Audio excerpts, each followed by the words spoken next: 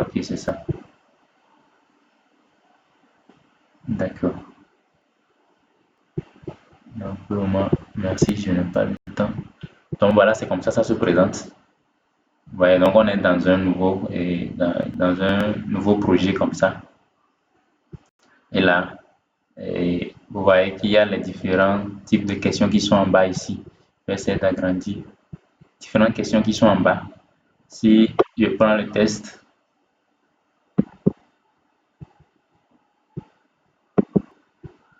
quand je clique sur test, il est en train de ramer un peu. Il vient comme ça, vous voyez. Donc je peux ici, à droite ici, ça rame un peu. À droite ici, quand je clique sur la question, j'ai les différents éléments qui caractérisent la question ici à droite. Et donc je peux donner le nom, le nom de la question ici. Par exemple, j'ai pris test nom, donc je vais juste prendre deux questions pour aller rapidement. Votre nom. Non, c'est le nom de la question. Ce n'est pas le libellé. Donc, je mets je mets juste nom. Non, tout court. Donc, c'est la même chose de l'autre côté. Il n'y a pas d'espace, il n'y a pas d'accent, de tout ça là. Maintenant, c'est le libellé même qui est ici. Là, je peux mettre tout ce que je veux. Votre nom. Votre nom et prénom.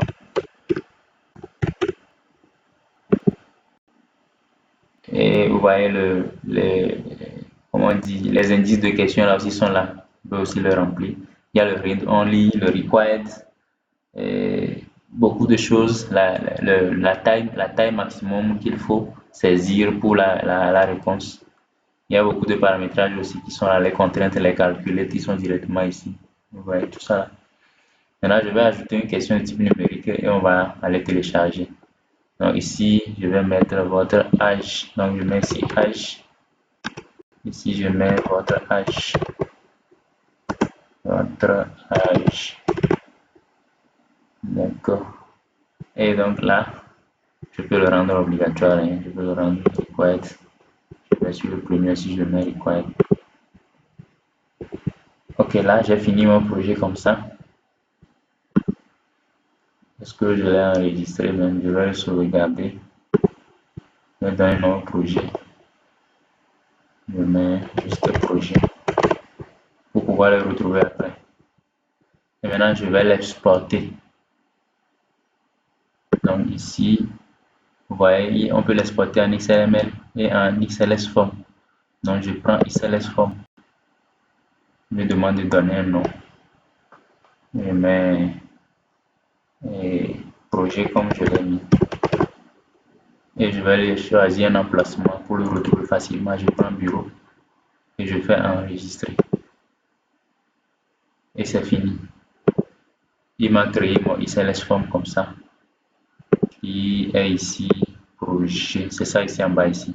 Donc quand je vais ouvrir, vous allez voir qu'il va présenter les trois feuilles avec tout ce qu'on a toujours appris jusqu'à présent. Vous voyez, il a créé automatiquement les trois feuilles. Il a en même temps défini l'anglais par défaut. Donc demain, on va revenir sur la définition là, pour que ça ne soit pas anglais par défaut. Vous voyez, donc la première question, votre nom et prénom, on l'a défini comme obligatoire. Et il a mis required, yes, yes. Votre âge. Et au niveau des choix, on n'a pas fait de question à choix, mais il a créé la liste quand même déposée. Et le setting, il a donné un nom déjà au formulaire. Et si je ne change pas ça, quand j'irai sur la plateforme, c'est le nom là que ça va prendre. Donc je change le nom pour mettre mon projet là toujours. Projet. Et il a donné un code aussi. Tout ça, c'est pas obligatoire. Ouais, lui-même, il a ajouté un quatrième même qui est un message.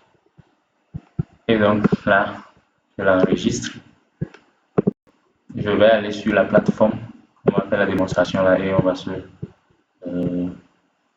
se séparer. Donc je vais sur la plateforme ici. Je fais nouveau.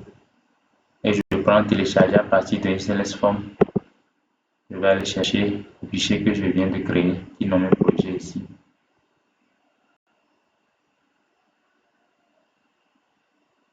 J'attends que ça charge. Vous voyez qu'il m'a déjà mis le nom projet ici. Je prends, voilà, je prends n'importe quoi ici et je fais ça. Bon, s'il fait ça là, à ce dernier temps-là, il écrit ces choses-là. Il faut négliger. Il a créé quand même. Donc, j'actualise la page.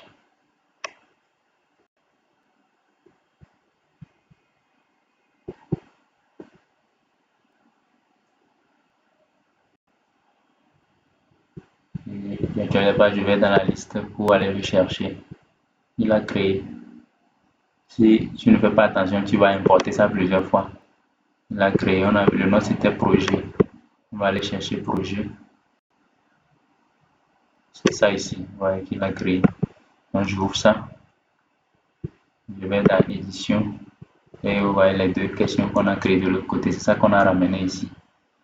Comme ça. Donc l'intérêt c'est que je n'ai pas de connexion.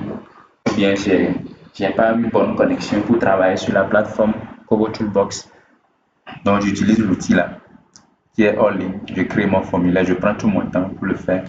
Et maintenant, en une seule connexion, je téléverse sur la plateforme et je déploie en même temps. Donc, c'est son intérêt, ça. Et je ne suis pas à l'aise dans XLS Form et je n'ai pas une bonne connexion. Donc, j'utilise l'application là. Pour le faire, il va me générer l'XLS Form et je l'intègre à la plateforme. Ok, merci. Voilà les deux présentations de la journée. Et chacun va s'essayer et on va voir comment ce que ça va donner par la suite. Merci.